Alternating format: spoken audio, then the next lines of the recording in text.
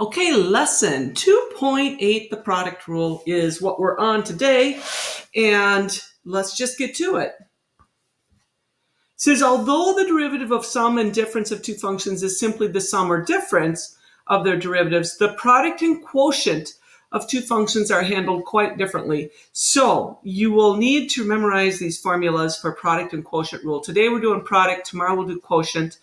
So let's look at the product rule. The product rule says the product of two differentiable functions, f and g, is itself differentiable. What does that mean? The product is differentiable. Break it down. Here's the verb. The product is differentiable. So if I start out with two differentiable functions, f and g, then the result of the product of that derivative will also be differentiable. Moreover, the derivative, f times g, is the first function times the derivative of the second plus the second function times the derivative of the first. And so if I follow those words, here's what it said. It is the derivative, the first function, times the derivative of the second.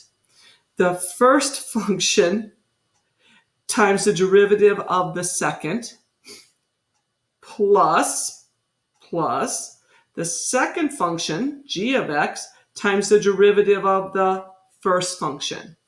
So there it's laid out. It's written out in clear language there and converted mathematically.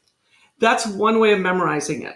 Another way is to think about it as being the derivative of the first times the second function plus the derivative of the second function times the first. I tend to do it this way.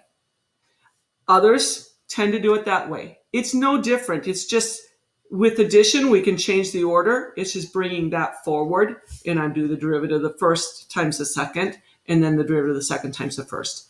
So use whichever method you want, but just be aware that I will always be doing it this way. Sometimes we simplify it down, even using u's and v's. Some people like this. Derivative of the first times the second plus derivative of the second times the first. There's it in a little bit shorter notation style. All right, so let's try it. Here's my first function. This is going to act as my f. This is second function in parentheses going to act as my g. So we have two functions times each other.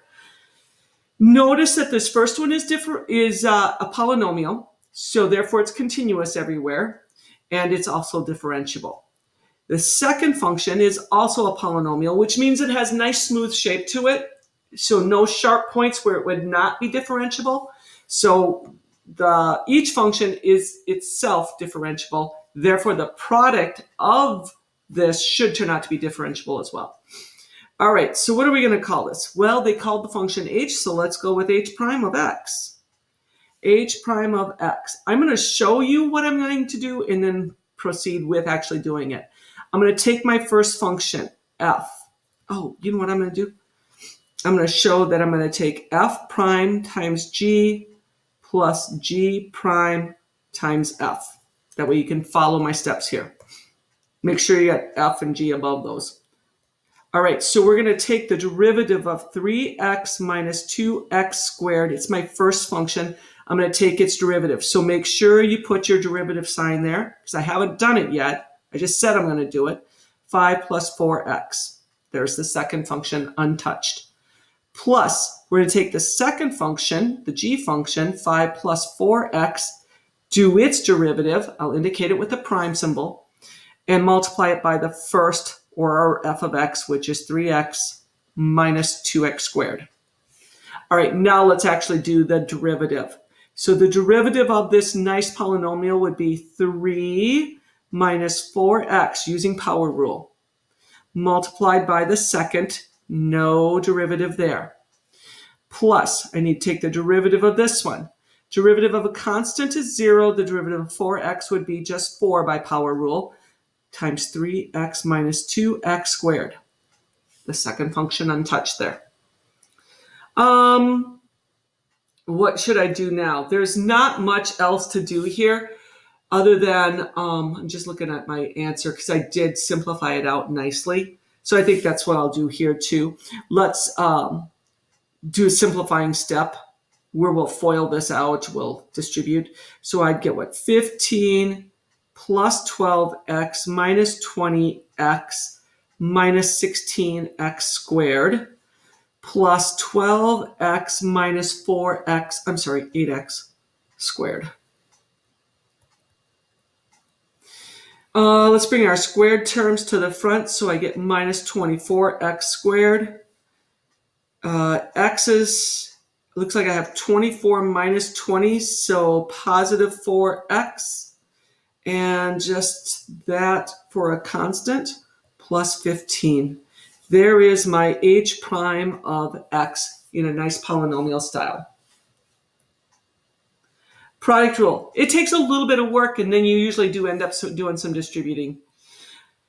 Did I have to use the product rule for this one? What other way could I have found h prime? Well, we did it in the power rule, where we first FOILed out that binomial. So could we have done, did we have to use the product rule? No. We could have multiplied the binomial. That's a good way to say it. Multiplied the binomial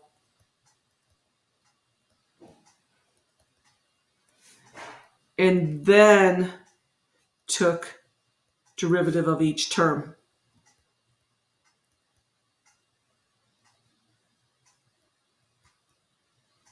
So if you still prefer that, you could do that on that particular problem.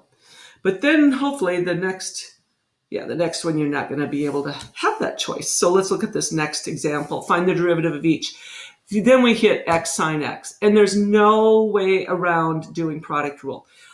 First off, you have to recognize that this is a product of two things. So therefore, product rule kicks in.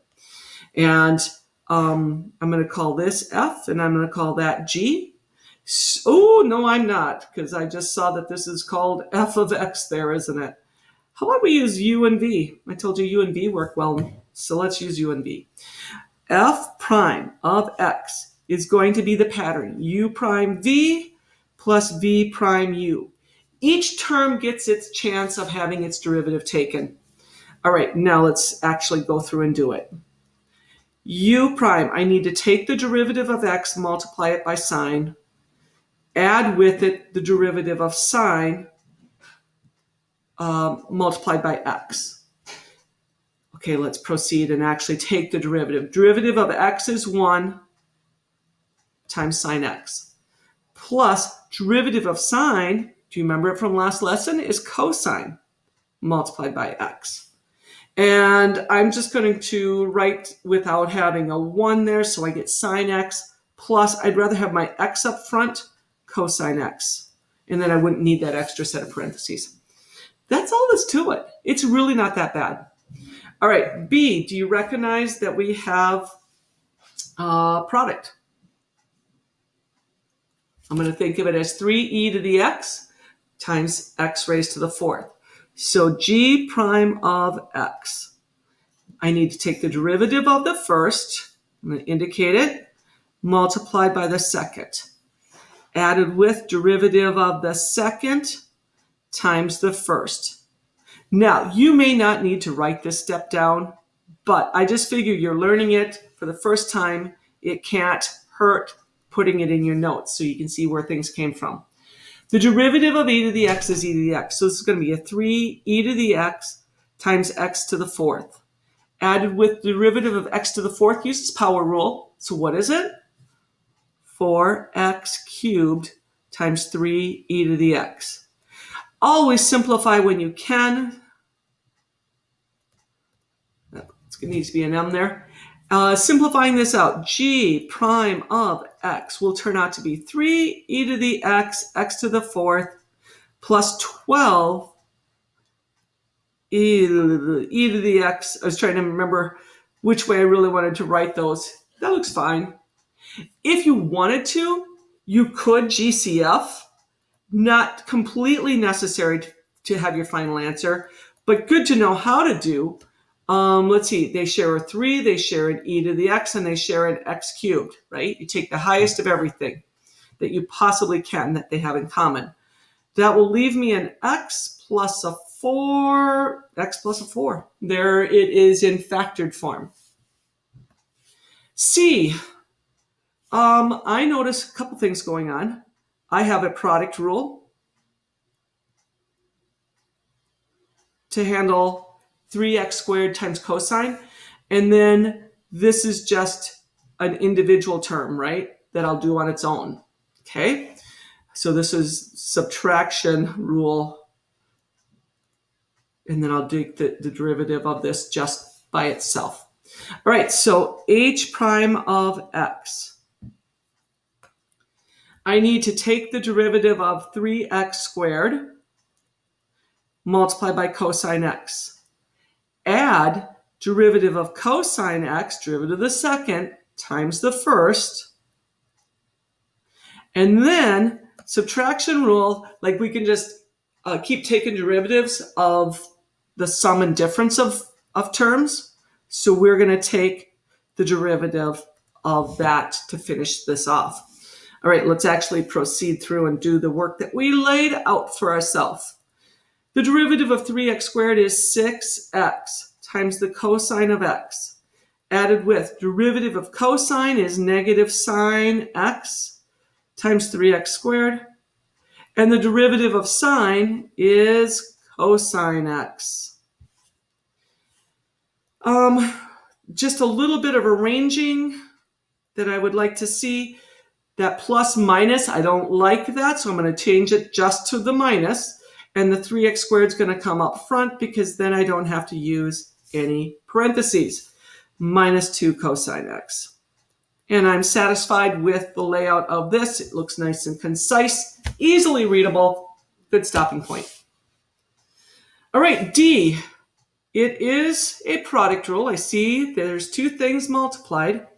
So I have x squared times natural log x. I just got to remember what the derivative of natural log x is. So k prime of x. Never ever skip writing that down, right? So we're going to take the derivative of x squared, derivative of the first times the second plus derivative of the second times the first. I got my game plan laid out. Now let's kick it into gear here. That doesn't look like a k. K prime of x. Derivative of x squared. That's easy. Power rule. 2x times natural log x. Added with derivative of natural log x. 1 over x. Multiplied by x squared. Simplify this step, right? Here's your simplifying step. Never skip this. K prime of x. Just makes you look like a very good mathematician that you know things could be simplified and you took the time and effort to do it. All right, there's our answer.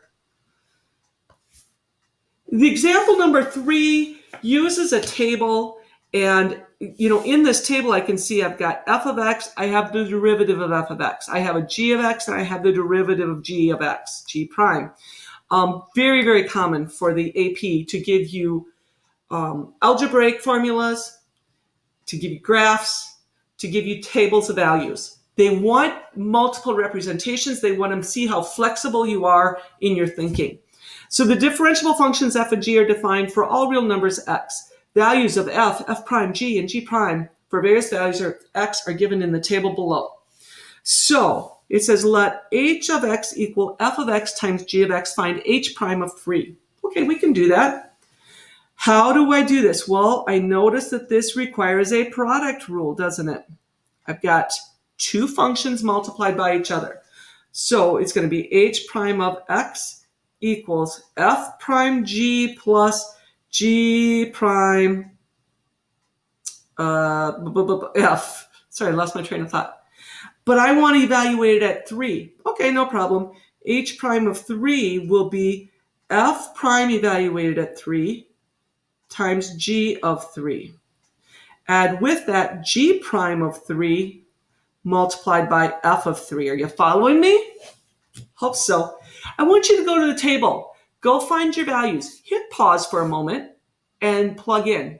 Then come back and see if you got them right.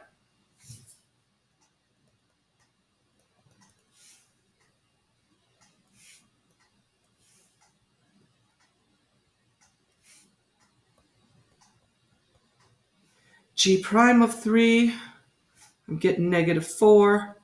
F of 3 is 1. I get -32 minus 4. Would a good mathematician leave that? Nope. A good mathematician just couldn't stand not to add those up. So I'm with you. We got to just finish the problem. We get -36. Okay. The next one says the derivative. This is just another way of asking for the derivative. The derivative, what this really means, let me see if I can get that erased. The derivative of this function, and then with respect to x, that dx underneath. So, product rule again. Dy dx will equal. Got to have something on the left side, so I'm going to call my function y. I need to take the derivative of the square root of x. So I'm going to write it as x to the 1/2 because it's easier for me to do the product rule then. Times f prime of x times square root x. Right? Derivative of the first times the second plus derivative of the second times the first. Just get used to saying that in your head. Now, let's take the derivative. I know we're going to evaluate at 4, but I can't do it yet. I have to take the derivative of the variables here. So, power rule, 1/2 comes down, x goes to a -1/2 power because we subtract 1 on power rule. I multiply it by f of x. F prime, whoops, what am I doing with that should be a plus. Derivative of f prime of x, that's just going to be an f prime, and then times square root x, no problem. Now I'm ready to evaluate at 4. And the way I'm going to show that, here's some notation that might be new to you. I'm going to show evaluation with a straight line. In math, a straight line usually means such that, so I'm taking the derivative such that x is equal to 4. So it's going to be a 1 over 2 square root 4, right? Because that's going to go to the bottom because of the negative function and then a negative power. And then I multiply by f prime, or f of 4. Then it's f prime of 4 times square root 4. Simplify, right? Good mathematicians always simplify. Get 1/4. F of 4, go find it in the table. F of 4, boom, boom, equals 10. Gotta go find f prime of 4. Whew, thought I had a sneeze. I did have a sneeze coming. -1 times 2. Oh, I can't stand it. I gotta simplify. 10 over 4 is 5/2. Minus 2, I still can't stand it. It's got to get simplified. 2.5 minus 2 leaves us -1/2, doesn't it? So dy dx, last line, should always have a left-hand side to it. So it's easy to identify what you just calculated. The derivative at x equals 4 equals -1/2. All right, that was fun. I love doing those. Delta Math 2.8, going to be product rule all the way.